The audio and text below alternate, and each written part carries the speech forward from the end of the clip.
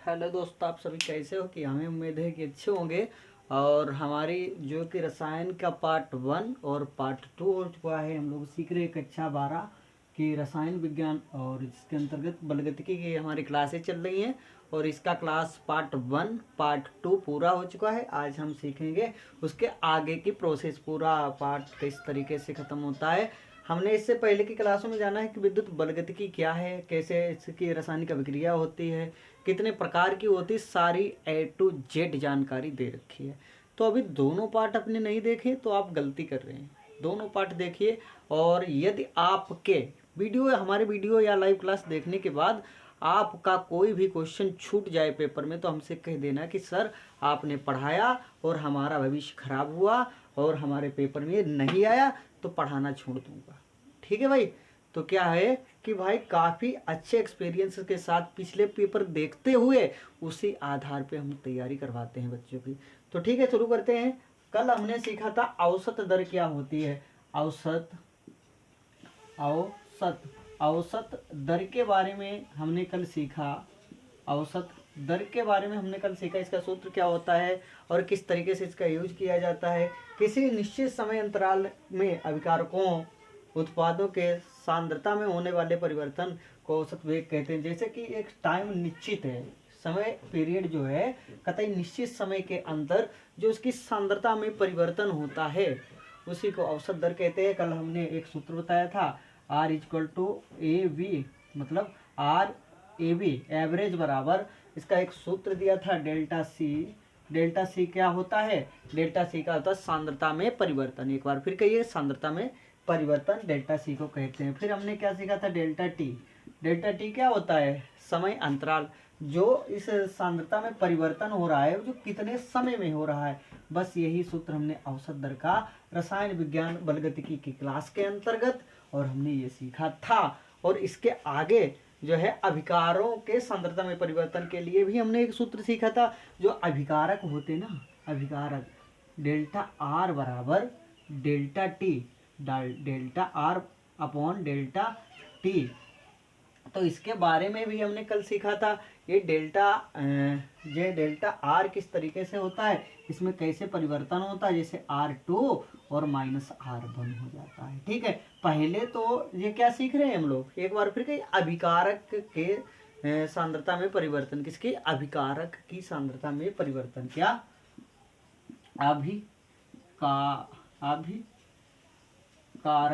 अभिकारक की सांद्रता में परिवर्तन जिनका नारा हो वो साथ हमारे साथ। ठीक है, तो अभिकारक की सांद्रता में परिवर्तन हम लोग इसके ऊपर न्यूमेरिकल काफ़ी हद तक करने वाले हैं, ताकि आपका एक एक कंसेप्ट क्लियर हो जाए और आप पेपर की खोपड़ी में छेद करके आए। ठीक है, काफ़ी न्यूमेरिकल करेंगे। अभी तो सूत्र का अभी तो क्या कहते हैं, अभी टेलर है, पिक्चर बाकी है। काफ़ी न्यूमेरिकल करेंगे, एकदम क्लास के अंदर मज़ा आ जाने वाला है। तो ठीक है, अभिकारों की सांद्रता में परिवर्तन को कैसे दर्शाते हैं? Delta R. आर क्या होता? पहले तो अभिकारक की सांद्रता R2 थी, लेकिन अब क्या हो गई? R1 हो गई। इससे हम लोग आगे वेरीफाई करेंगे ये ऐसा होता है तो क्यों होता है। और अपॉन में क्या था? डेल्टा टी है। इसे कैसे हम लोग दर्शाएंगे? पहले तो T2 लग रहा था समय, लेकिन अब T1 में ही हो जा रहा है। ऐसा क्यों होता है, क्यों नहीं होता है, ये चीज़ हम लोग थोड़ा 1 मिनट का सब्र करिए, हम लोग आगे सीखने वाले हैं। तो आज मिटाने वाला कहाँ चला गया? तो ठीक है, हम लोग देखते हैं कुछ और। इतनी क्लास तो हमारी कल की थी, उसको रिवाइज करवाना था, वही देख लिया। अब आगे चलते हैं, इसके आगे की प्रोसेस सीखने वाले हैं। तो इसके आगे क्या है? उत्पाद। एक तो होता है अभिकारक। अभिकारक क्या होता है? एक बार फिर रिपीट करते हैं, ये तीर सा होता है। इधर के जो पार्ट होते हैं, हमारी अभिक्रिया इधर से जो संपन्न करवाई जाती है, इसे अभिकारक कहते हैं। क्या कहते हैं? अभिकारक। अभिकारक कहते हैं। जो इसके तीर के इधर वाली प्रक्रिया बनती है ना, इधर जो भी पार्ट निकल के आता है उसे हम लोग उत्पाद कहते हैं। क्या कहते हैं? उत्पाद। क्या कहते हैं? इसे उत्पाद कहते हैं। तो हमें उम्मीद है कि इतनी जानकारी आप सभी को बेहतर अच्छी लगी हो, पसंद आई होगी। तो अभी तक आपने चैनल को लाइक शेयर सब्सक्राइब नहीं किया तो इसे सब्सक्राइब और शेयर जरूर करें, ताकि दूसरों को भी पढ़ाई में हेल्प हो सके। ये आपके लिए पुण्य का काम होगा। तो ठीक है, इसको मिटा के हम लोग देखते हैं उत्पाद क्या होता है, उत्पाद की सांद्रता में परिवर्तन कैसे किया जाता है। क्या हेडिंग होती है, उत्पाद की सांद्रता में परिवर्तन। क्या, उत्पाद की सांद्रता में परिवर्तन। उत्पाद की सांद्रता में परिवर्तन किस तरीके से होता है, इसका सूत्र क्या होता है और किस तरीके से हम लोग इसको यूज कर सकते हैं, सब लोग सब चीज देखने को। सबसे पहले हम देखते हैं उत्पाद होता क्या है। अभी हमने जाना जो हमारे पास एक अभिक्रिया होती है, कुछ इस टाइप की अभिक्रिया होती है, फिर एक तीर लगा दिया जाता है, फिर इसके बाद में जो इधर उत्पाद बनता है इसे अभिकारक कहते हैं। क्या कहते हैं, अभिकारक। इसे अभिकारक कहते हैं और इसे उत्पाद कहते हैं।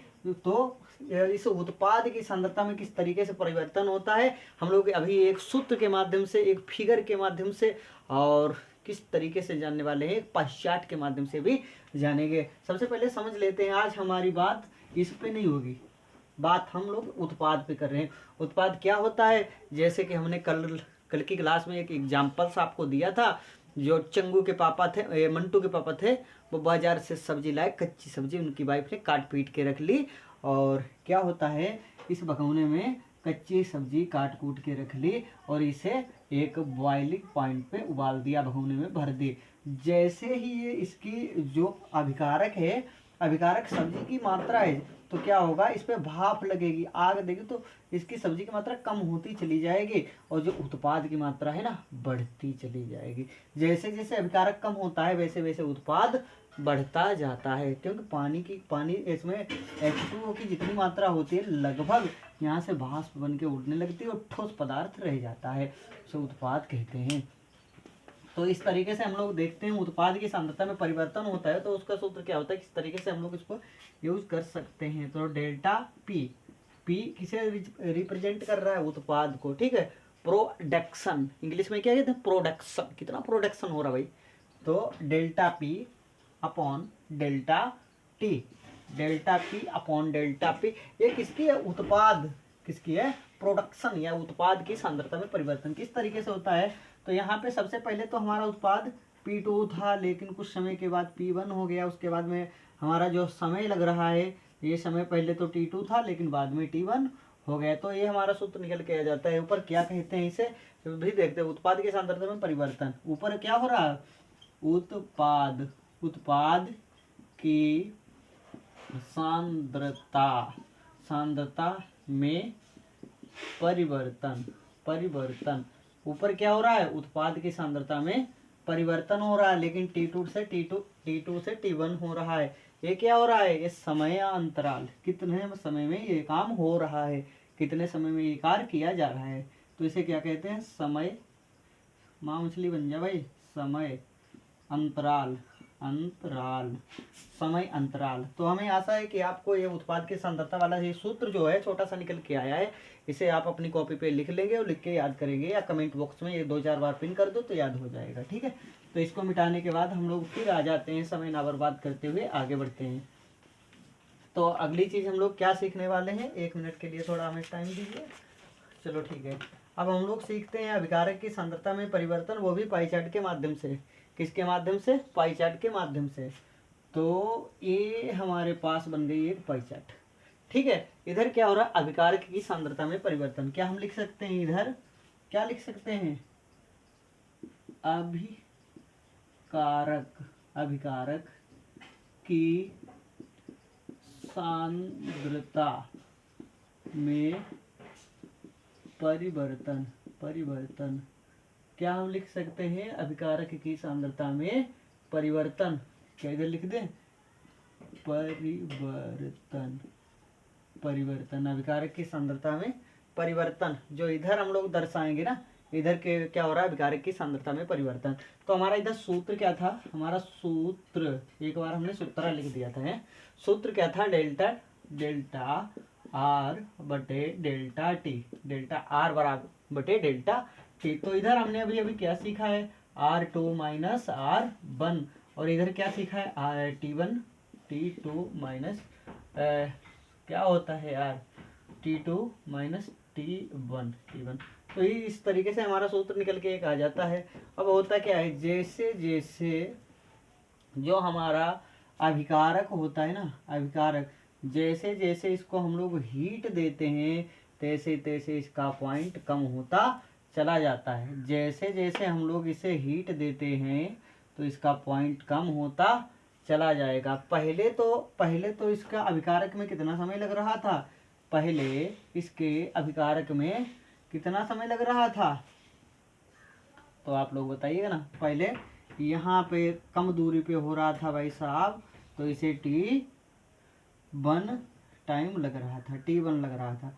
लेकिन अब यहाँ पे गैप इतना बढ़ गया है, ठीक है, तो इधर हम कह सकते हैं कि R1 है और इधर R2 है, ठीक है। R को अभिकारक कहते हैं, इधर अभिकारक 1, इधर अभिकारक 2। तो पहले इतना समय लग रहा था, लेकिन भाई साहब थोड़ी देर के बाद यहाँ पे इतना समय लगने वाला है, T2 हो जाता है। जैसे जैसे अभिकारक में इस तरीके से परिवर्तन होता चला जाता है। पहले तो यहाँ से इतना समय में हो रहा था, लेकिन अब बढ़ के इतना समय लग रहा है, ठीक है। तो इस तरीके से हमने पाई चार्ट के माध्यम से अभिकारक की सांद्रता भी देखी है। तो चलिए देखते हैं आगे। ये तो रहा अभिकारक। अब हम लोग सीख रहे हैं उत्पाद। उत्पाद की सांद्रता में किस तरीके से परिवर्तन होता है, वो तो इसका जस्ट उल्टा होता है, ठीक है। ये रहा हमारा पाई चार्ट बन गया। उसके बाद में हम लोग देखते हैं कि उत्पाद की सांद्रता क्या देखते हैं, इधर लिख देते हैं हम लोग उत्पाद की सांद्रता। उत्पाद की सांद्रता है तो पहले क्या था, पहले इधर से इधर नीचे आ रहा था, इसका पाई ग्राफ का जो चार्ट है ना, ऊपर से नीचे आ रहा था। लेकिन इसमें क्या होता है, नीचे से ऊपर जाता है। क्या होता है, नीचे से ऊपर जाता है। किस तरीके से नीचे से ऊपर जाता है, पहले तो यहाँ पे हम लोग यहाँ से कहाँ से भाई शुरू करें, यहाँ से इस तरीके से जाता है, ठीक है, ऊपर की ओर जाता है, यूं रहा जाने का पॉइंट, ठीक है, नीचे से ऊपर की ओर जाता है। पहले तो क्या था, पहले यहाँ से जो आप देख रहे हैं इस समय पे एक कार्य हो रहा था।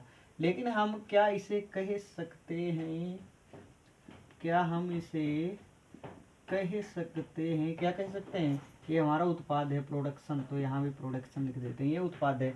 तो पहले तो यहाँ पे ये T1 लग रहा था, लेकिन यहाँ पे जाने के बाद ये गैप हो गया, तो भाई साहब T2 का समय लगने लगा। तो T2 का समय लगने लगा। तो जैसे जैसे अभिकारक घटता है वैसे वैसे उत्पाद बढ़ता चला जाता है। फिर एक बार जैसे उत्पाद घटेगा, जैसे कि हमारे पास दो बर्तन है, इसका नाम धर दिया अभिकारक। अभिकारक को R से रिप्रेजेंट करते हैं तो R लिख देते हैं, और इधर लिख दिया हमने उत्पाद को हम लोग क्या करते हैं, उत्पाद को प्रोडक्शन या P से दर्शाते हैं, ठीक है। तो इधर हम लोग लिख देते हैं P, ठीक है। तो यहाँ पे हमारा भरा हुआ है वाटर, क्या भरा है, पानी भरा है। तो इस डिब्बे से इस डिब्बे में पानी जा रहा है, ठीक है, इस डिब्बे से इस डिब्बे में पानी जा रहा है। जैसे जैसे ये डिब्बा भरता चला जाएगा, और उसी तरीके से उसी हिसाब से ये वाला डब्बा घटता चला जाएगा। तो इस प्रकार से अभिकारक और उत्पाद में परिवर्तन होते रहते हैं। तो इसका सूत्र भी हमने अभी देखा था। इसका सूत्र इसका क्या होने वाला है, तो डेल्टा P बराबर P upon delta T। Delta P क्या था, उत्पाद की सांद्रता में परिवर्तन, और डेल्टा T क्या था, समय अंतराल, कितने समय में ये कार्य हो रहा है। तो हमने एक सूत्र और जाना था, पहले तो P2 था, बाद में P1 हो गया। इसी तरीके से समय के साथ होता है T2 माइनस T1, इस तरीके से सूत्र का हम लोग यूज करते रहते हैं। तो हम लोग अब क्या करने वाले हैं, अब इसके ऊपर भर भर के करेंगे न्यूमेरिकल, और भाई साहब आपको समझ में आ जाएगा तुरंत, ठीक है। भाई नेट की क्वालिटी तो अच्छी आ रही है, तो ठीक है, इसको मिटा देते हैं। आज मिटाने वाला पता नहीं कहाँ चला गया कपड़ा। तो पहला प्रश्न हम लोग लिख लेते हैं। पहला प्रश्न कहता है, पहला प्रश्न लिखते हैं। तो पहला प्रश्न क्या कहता है, आर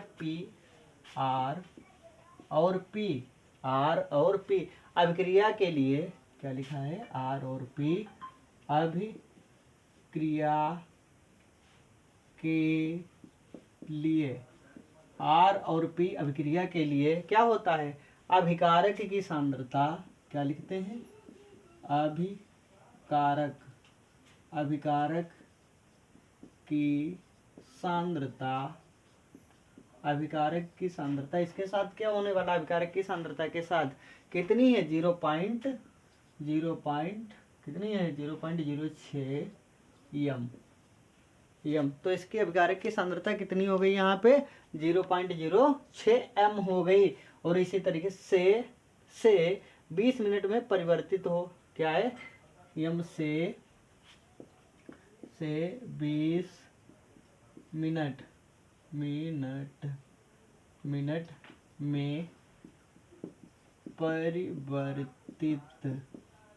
परिवर्तित सही लिखा है क्या, परिवर्तित हो। तो क्या करते हैं, परिवर्तित हो लिख जाता है, परिवर्तित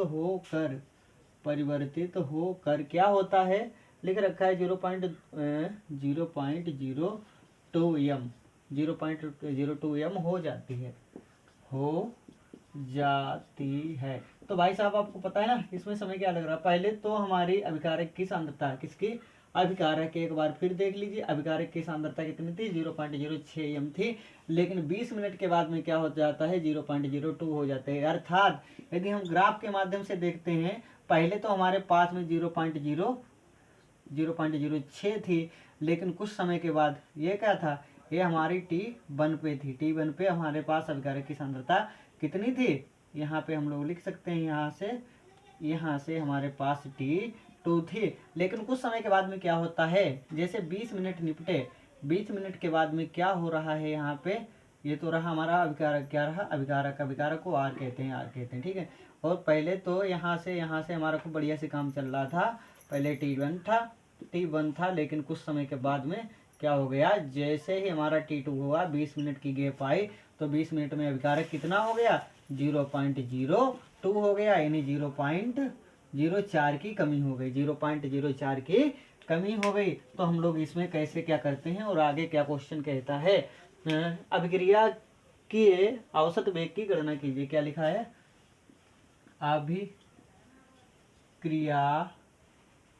अभिक्रिया के औसत वेग की गणना कीजिए।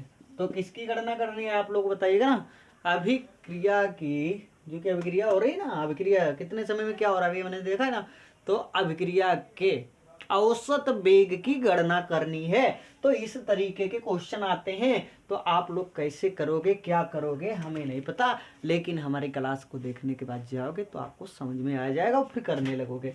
तो क्या हो रहा है यहाँ पे, अभिक्रिया कैसी हो रही है, आर का मतलब क्या होता है, अभिकारक, और पी का मतलब होता है प्रोडक्ट। तो अभिकारक से कोई प्रोडक्ट बनाया जा रहा है, क्या हो रहा है, अभिकारक से कोई प्रोडक्ट बनाया जा रहा है। तो क्या होता है, R1 अभिकारक क्या था, हमने अभी क्या देखा कि 0.06 एम था, लेकिन 20 मिनट जैसे बीता तो क्या होता है भाई साहब, 20 मिनट डेल्टा टी कितना था 20 मिनट के बाद में तूफान आ गया, तो 20 मिनट के बाद में क्या होता है, तो R2 हो जाता है, R2 तो कितना हो जाता है 0.02 एम बन जाता है। तो 0.0 तो इसमें क्या परिवर्तन आया, आप लोग बताइएगा ना, कितना परिवर्तन आया, कितनी चेंजिंग हो गई। सर हमें सूत्र भी बताए थे, चलो औसत वेग का सूत्र क्या होता है, डेल्टा सी अपॉन में delta T, delta C upon में डेल्टा टी होता है। सी क्या होता है, इसकी सांद्रता में परिवर्तन, टी क्या होता है, इसके समय में कितना बदलाव आ रहा है, समय का अंतराल कितना लग रहा है। तो इसके डेल्टा सी का मतलब होता है उत्पाद में परिवर्तन, क्या होता है, वो क्या होता है अभिक्रिया की सांद्रता में परिवर्तन, क्या, अभिक्रिया की सांद्रता में परिवर्तन, और ये क्या होता है समयांतराल। तो किस तरीके से हम लोग कहते हैं अभिक्रिया में कितना परिवर्तन हो रहा है, आप लोग देखिए ना, 0.06 था और कितना बच गया 0.02 बचा, कितना परिवर्तन आया 0.02, यानी हमारे पास निकल के आ रहा है 0.04। तो इसको हम लोग क्या करते हैं, डेल्टा सी का मान हमारे पास कितना निकल के आया 0.04 निकल के आ जाने वाला। उसके बाद में समय में परिवर्तन कितना हो रहा है, कितनी देरी में हो रहा है, ये क्या हमारे पास ये देरी है ना, 20 मिनट की देरी है। तो 20 मिनट में ये कार्य हो रहा है, ठीक है। तो 20 मिनट में ये कार्य हो रहा है, तो हमारे पास इसे हम लोग उसमें बदलते हैं इसे पॉइंटों में। तो 20 को पॉइंटों में किस तरीके से बदला जाता है, तो 1/5 लिखते सकते हैं क्या 20, तो 20 को 1/5 ही लिखा जाता है। ठीक है, तो हमारे पास निकल के आता है 0.2। तो इसे हम लोग जब 1/5 करेंगे तो हमारे पास 0.2 निकल के आ जाएगा इस 20 को। ठीक है, तो हम इसे आगे कैसे हल करते हैं, आगे हल करने के लिए हमारे पास निकल के आता है 4 × 4 ठीक है, 4 और नीचे 1, 2 के बाद में पॉइंट लगा, किसके बाद में पॉइंट लगा है, 2 के बाद में। क्या इसे हम लोग 100 कर सकते हैं, 100। तो क्या करते हैं 20 ×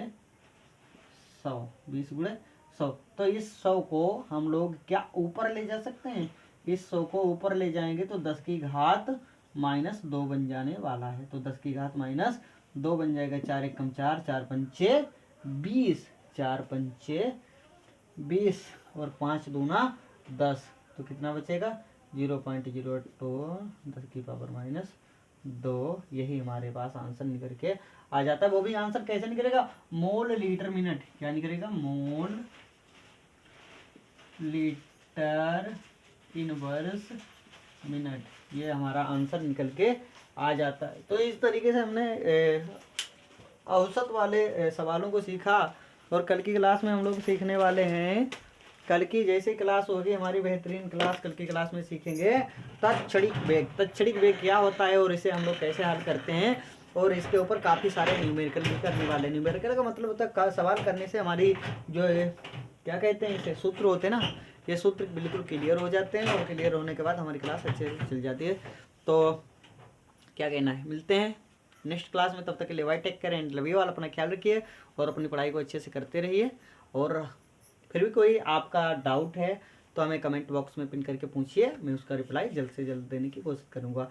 थैंक यू। और अभी तक आपने क्लास को शेयर नहीं किया है तो दूसरों की मदद करने में, देश की सेवा में अपनी भी भागीदारी निभाएं। और चलिए देखते हैं, मिलते हैं अगली क्लास में। तब तक के लिए bye, take care and love you all.